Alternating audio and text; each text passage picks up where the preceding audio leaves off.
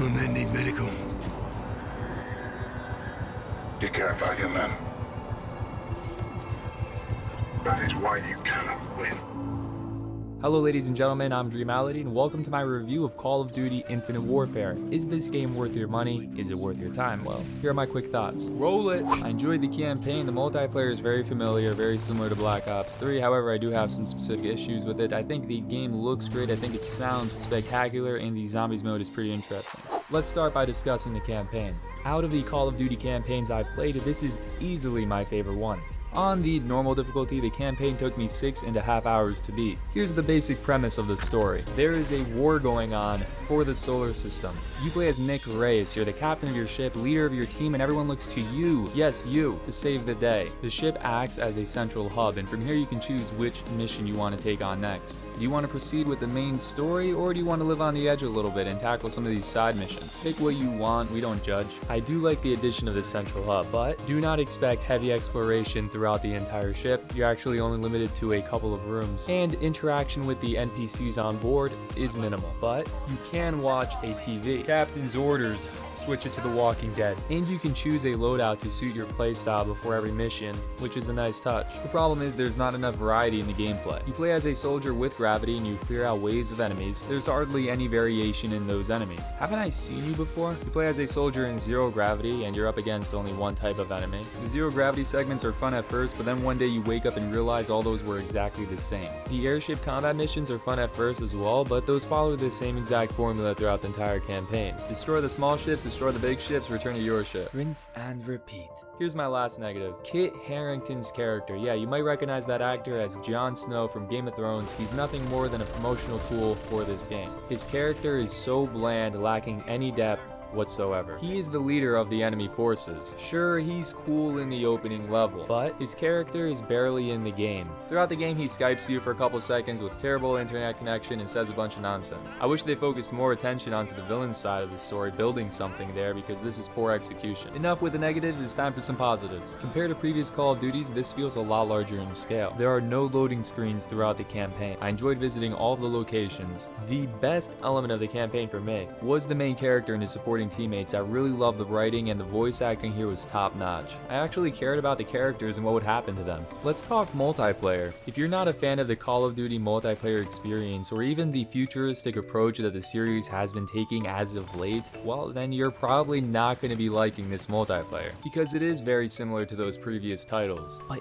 is it a copy and paste of Black Ops 3? Sure, it looks similar, but it does play a little differently. It feels slower, and the exosuit maneuvers don't feel as extreme. It feels like if the multiplayer from Call of Duty Black Ops and Ghost had a baby, it would be this. All the typical modes you would expect from a Call of Duty game are here. There are 13 maps, and that's including Terminal, and the Pick 10 system returns. Similar to the Specialists in Black Ops 3, you have these combat rigs to choose from. Each one has unique abilities and traits. For example, the Merc class gets this laser gun you can use to vaporize people, or he gets this activatable shield you can use to run people over with. Excusez-moi. Mission teams are new. Before every match, you get a set of challenges. Complete these challenges and you gain XP towards your mission team. As you level up, you get rewarded. It's an incentive not only to test your skill, but to see the match to its conclusion. Also, once you complete matches, you're rewarded in-game currency, and you can use this currency to buy everyone's favorite thing in the world: supply drops. I don't mind that these supply drops give you cosmetics, those player icons, yeah, you know, have fun with that. What I don't like is that they can also give you prototype weapons and salvage. Prototype weapons are weapons that have specific perks, and salvage is used to create these weapons.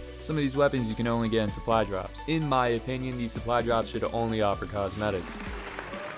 Positive. Something I really like about this series that continues here is how quickly you can navigate between menus and how fast you get thrown into matches. It's magical. There's a split screen option for the online multiplayer. Negative. I was getting disconnected out of matches too often. That's not cool. They say it's because my Wi-Fi, but I haven't had this problem with any other games. Was this like a pre-order bonus? Spawns can be an absolute mess. If this changes to a point where it's not worth mentioning, update is in the description. I think in a lot of ways this is the best looking Call of Duty yet. Everything looks very clean and the game runs smoothly. I like the character models, the locations you visit in the campaign, and those airship combat sequences are filled with eye candy. Does the game always look great? No, but still, great job. In terms of multiplayer, I think these are the best looking maps yet. My biggest problem with the graphics are the character models for the multiplayer. Visually, these characters look bland and generic. The customization options don't look cool. Wow, those look so different. I prefer the menu from Black Ops 3, and this winter circle looks ugly. The sound is fantastic. The audio engineers and the sound designers have really outdone themselves. Spectacular job. Great job on the composer's part. Okay, I'm gonna stop talking now. Listen to this.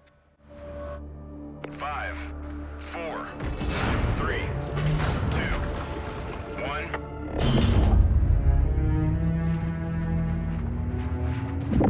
Clear. Hold tight, here it comes. That was beautiful. And as I said, the entire cast does a great job with the voice acting. Let's talk zombies. I've never been the biggest fan of the zombies mode in previous titles. I guess it wasn't my cup of tea, but I gotta say, this is actually pretty fun. The mode takes place in the Spaceland theme park, which looks amazing, and I had a lot of fun exploring it. The time period is set in the 80s, so these zombies are rocking that attire, and the characters you play as are stereotypes of movie characters from that time. Get past all the rounds and you win. Yeah, it looks kind of goofy, but that's not to say my adrenaline wasn't rushing in the later rounds. Match time varies with how good you and your team are. This is definitely one of those modes if you get a group of friends together to play, it's a lot of fun. And this mode has a split screen option. Alright, well that concludes my review. I think the campaign is a step forward, I think the multiplayer is a step backwards. There's definitely room for improvement with this game, but I don't think it's as horrible as other people are making it out to be. I'm actually having some fun with it. And if you're interested in the multiplayer campaign and zombies, well there's a lot of content for you here. I hope this review was helpful, I hope it was enjoyable. If you have any specific questions, go ahead and leave them in the comments. Also, I'd love to hear your thoughts on the game. Oh, and one more thing. Thanks for watching.